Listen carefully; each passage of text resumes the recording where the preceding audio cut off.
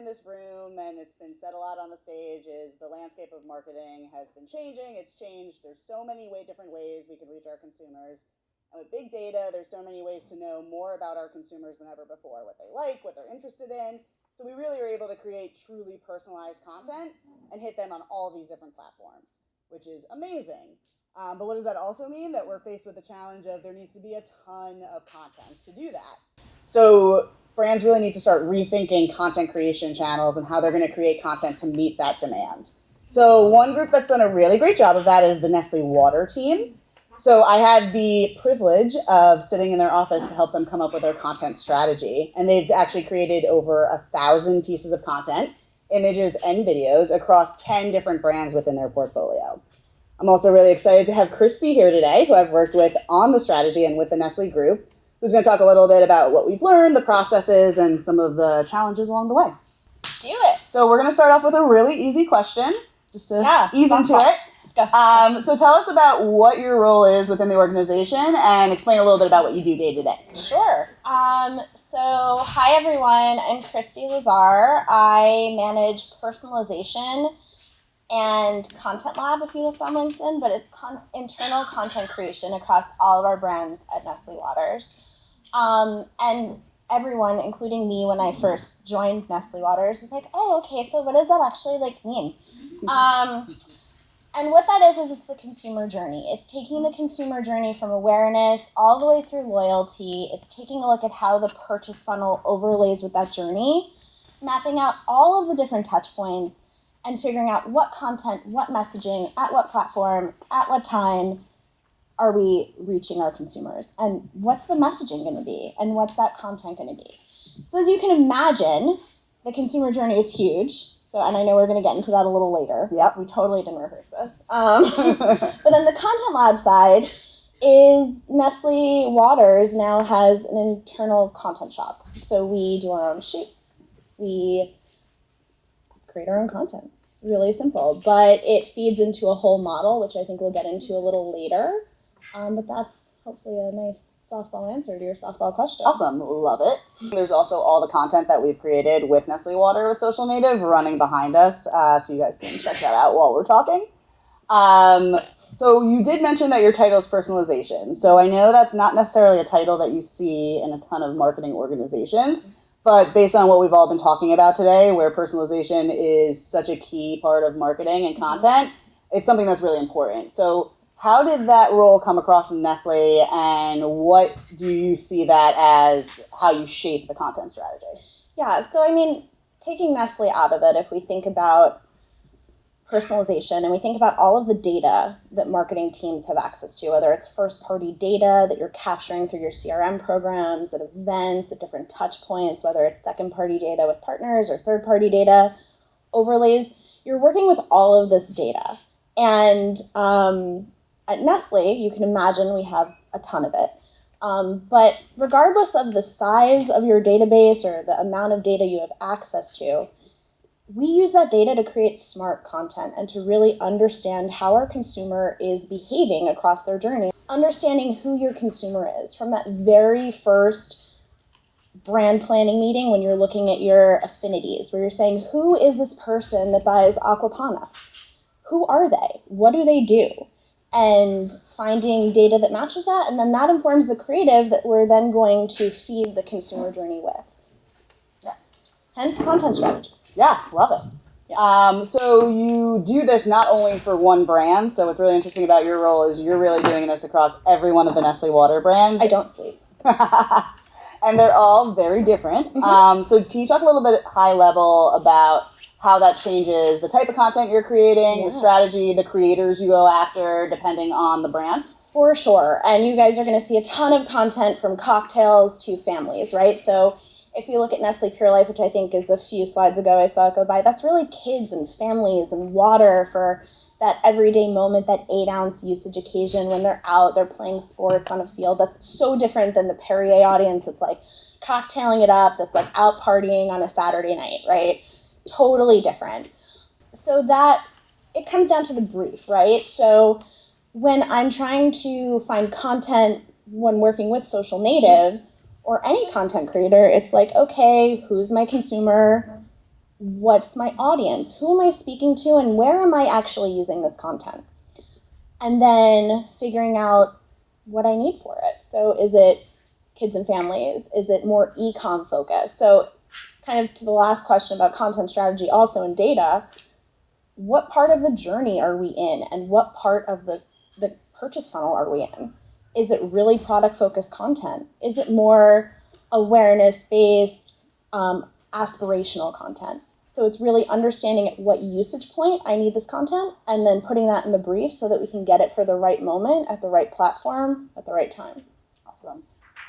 Would love to hear more, for you to talk more about regional spring waters. So I know that's an interesting one because actually Poland Spring is the one that's up here, but there's Deer Park, Arrowhead, a whole bunch of different brands that kind of fit up to the same overall brand scope, but are in different demographics. So what does that mean for creators? Yeah, so I mean, I think that's really where we've had some of our best work with social native, because it would be really expensive to send someone to New York, and then to Florida, and then to Texas, and then to Chicago, and then to LA to get personalized regional content for these brands.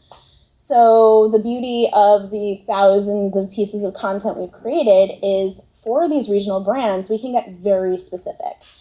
And again, it's like, it could be the same theme, but because we're doing it in a setting that speaks to that particular audience, it's more personalized. The consumer can relate to it in a more one-to-one way, and that is very important. And it becomes more authentic too, right? More Which authentic. I know a lot of people have talked about. Cost-effective, authentic. Like, let's not fly a production crew around the country like 6 times a year. That's ridiculous. So I'm going to switch gears a little bit and talk about the different channel strategies. So you hit on that a little bit, but I know that Nestle Water has done a really good job of using the content, not just on social, but on e-commerce, email, all these different consumer touch points. So can you talk a little bit about what the strategy looks like and how you guys determine what type of content to use and where to use the content, et cetera? Sure, without giving away the secret sauce, right?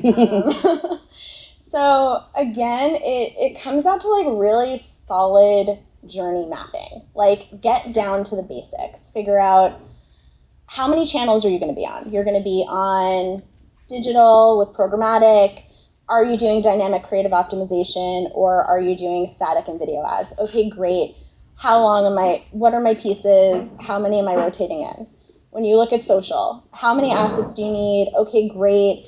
From there, are we retargeting? Is there any one-to-one personalization? How granular are we getting with our audiences on social? How much content are we going to need for that?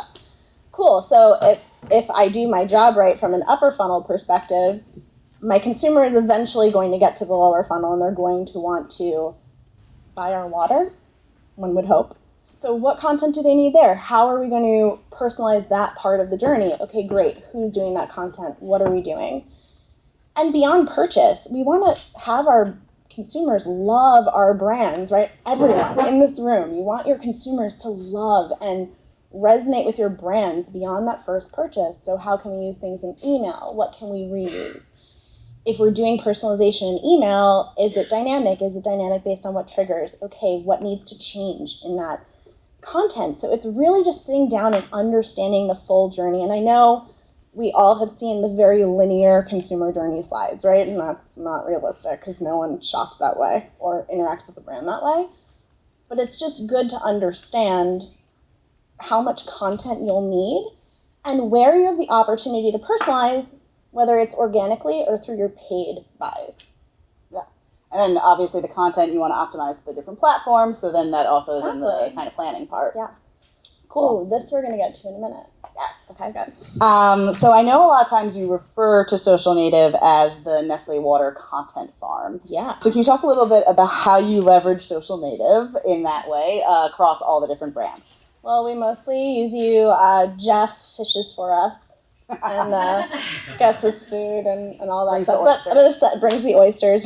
Aside from that, so any content model is always going to have agency content, right? You're going to have that big, glossy, beautiful content that's either on TV, and that's the one asset that we saw earlier, I think on Jeff's slides, Coca-Cola, right? You're going to have that one key asset, or maybe it's a couple, but your agency content. But then how do you reach so many people across so many different affinities? I mean, I think on your tables today, we had fitness at our table, but like what kind of fitness? You need to have someone doing yoga, running, walking their dog. There's so many different sub-genres of these affinities that you need to be able to hit on the ones that can resonate with the largest group of people. So that's where social native comes in, because you don't have the bandwidth to create 1,000 pieces of content internally. That's a big ask. So when you can farm it out to creators that can take your brand style guides and say, great, so I know I need to light it in this way and I need to use X, Y, and Z glasses or something like that, so I can stick to the look and feel that will ladder back up to the campaign, because you never want disjointed content. Then the creator has the freedom to say, like, great, so I'm going to make this unique to X affinity that I've been briefed on while still having these overall cues. And that's the key to consistent content, but also to create the breadth of content that you really need to personalize a consumer journey. Yeah. And we're happy to be your content. 1,000+ pieces, keep it going. Yes. Maybe next year we can beat the record. No, I come back and I'll be like, guys, we did 800 million pieces of content. Fantastic. No problem. We got it. Done. Great. So this is a question that referenced in this slide. So wanted to ask you what your favorite piece of content and campaign that you've done with us so far. Sorry, and talk a little bit about it. Too animated right now. So this was a holiday piece of content that we did for Perrier, and video's great, stills are great, but we wanted to do something different. And Social Native has the capability to do stop motion, and some really fantastic stop motion creatives. I know there's one outside today. So this piece was so successful. It did great on organic social. So we used it in CRM, we used it on e-com, we used it on the website. I mean, we're talking as many places as we could, because it was just so different than the content that was being seen normally for the brand, that it was great to change it up and break the space. And I think the consumers really responded to it in a positive way. And it's awesome that you actually used it in email as well, because you don't always see video in email. So I thought that was a really interesting usage of it. Yeah. Breaking the mold. Yes, love it. So not only do you work for Nestle Water and handle personalization and content, but you are also a content creator in your own right. So I know that you are a little bit of a micro-influencer and create content in that space. So how does it feel to kind of sit on both sides of the fence and kind of see it from both perspectives? It's very funny, because coming into Nestle Waters, I didn't tell anyone I had an influencer side hustle, speaking of side hustles throughout the day, and being a true elder millennial. But it's really informed content creation, right? Because I understand what brands ask for from me and the level of detail I would give to a brand. So on the other end, I know the direction that I need to give our creators so that they can create the content that I want to see, because you can't do something vague like, I just want this to feel premium and just, put some product in it. That's not good. So it's kind of the best of both worlds, right? Because I can understand the direction I would need as a creator. And so as a creative director, giving that to the creators at Social Native works. So we talked a little bit about being opportunistic with the OkCupid. I'm curious, in your field with content and specifically with water, with the advent of everyone being more sustainable and plastic, how has that impacted, or what have you done to kind of combat some of that from the other way in terms of being opportunistic? So I don't know if anyone saw, Poland Spring Origin was just launched on Amazon, and that is 100% rPET bottle, so recycled PET. All of our brands promote sustainability, and it's actually something that is extremely important to Nestle Waters. So when we can, we create content to further that message, but it's also in how we create content kind of around recycling and things like that. Hi there. Thank you very much for sharing. It's super interesting. I'm quite interested in the Content Lab, part of what you discussed. So a bit similar to us. So Moët Hennessy, wines and spirits, but you're managing a portfolio of brands in the US market, but it's a Swiss company. So I'm just interested in the sense of the approval process, checking between all the different brands you're producing content for. if you can speak more to actually how that process works for you and how you optimize that, that'd be really interesting. So yeah, there are 12 brands in the Nestle Waters portfolio as a whole. And I think with any big company, you have to like break down silos. That is like a huge challenge for anyone who has ever worked at a big company. So what I'm doing in Content Lab and with Social Native and the agencies that we work with, it's bringing content together, right? So we all work together. And with that, we have one lead. We have a brand lead that works with us that kind of facilitates the approvals and the direction from a brand perspective, making sure we're like on guideline and using the correct brand specifications as we all know, things change and evolve. But then also like being besties with legal is so key. So we have our legal. So the content lab and the content group that we've created isn't just like we go on shoots and we do fun stuff. It's actually a cross-functional team so that we can manage that multi-brand portfolio approvals, getting things posted in a timely manner, right? Because I'm sure we all know that if the approval process can make things go from timely to totally irrelevant in like a split second. So it's important to have those kind of key contacts with you so that you have like one person to go to for everything that can speed up the process. Hi. Hi. I feel like working in marketing, even I'm continually impressed by how accurate and personalized ads and the creative can be.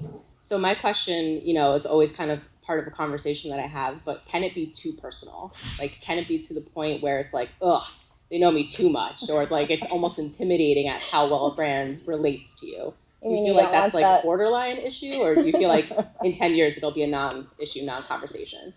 I think we're in a very interesting time with data privacy and GDPR and how that will impact the United States and California's data privacy laws and et cetera. And we'll actually see, I'm sure, in the coming months, like how that impacts personalization. So I think we'll have an answer sooner rather than later on if it's too much. It's balancing your advertising spend and layering on too much personalization while still being efficient. And where can you organically speak to your customers in a very personalized way that's maybe more cost efficient than going on a paid media buy for chefs in New York that bought garlic in the past 3 hours that, also like spoons. I don't know. But, so for us, it's more making sure our media is efficient when we're targeting people. So I think it's a question for your group and your marketing team on how granular do you want to get and how much do you want to follow someone across the internet and what does that cost for you guys versus what are your media objectives. And it's also a little bit about relevance, right? So it's not having to be so specific to the individual person, but making sure, I think Jeff has used this example, or someone used the example earlier, when somebody has a dog and you show them an image of somebody with a cat. It doesn't really resonate with them, whereas if you showed them an image of something that did, it might lead to better marketing from there. So not really like being so specific as I know your every move that you make, but more about really showing them something that resonates with them. Yeah, it's affinities. It's speaking to interests. I don't want to, at least from a media efficiency standpoint for us, I don't want to get down to the level where I'm showing you the same yoga pants 65 times after you purchase them. But I know that you like yoga. I know that you will probably drink water at some point when you are doing yoga or after yoga, and I want to show you that our brand fits in with yoga. With the evolution of personalizing ads and growing content and getting a more media savvy, how important is it to carry on that same story throughout the customer's journey? So not only them seeing the ad, but having an on-site experience and all the way through checkout. So important. And of course that message is going to change a little bit as you go through the consumer journey, right? So your upper funnel, your awareness message might be something very high level. And then, as you get to like that mid-consumer journey where someone's considering something, it's going to have the same look and feel throughout. Like it's always going to resonate back because you always want to have brand affinity and you want those brand health metrics to stay high. and you want to keep reinforcing them. But awareness isn't going to get someone to click buy now. So that message should be consistent and carry through. We were talking about this at my table a little bit earlier, but you don't want through someone's journey to have something so disjointed where they go to the website and what they just saw isn't there. You're going to see like a crazy high bounce rate, right? You don't want someone to open an email because they signed up for something through one of your maybe lead gen ads on Facebook, and it has nothing to do with what they just signed up for. So the messaging might change, and as we think of content, it shouldn't just be like image content, it could also just be like copy content. Copy personalization is a thing, right? It's making sure the copy, the look and feel are kind of consistent, but that messaging and potentially the imagery might change throughout the journey, just depending on how the consumer is interacting, but also at what stage they are. Okay, well thanks guys for having me.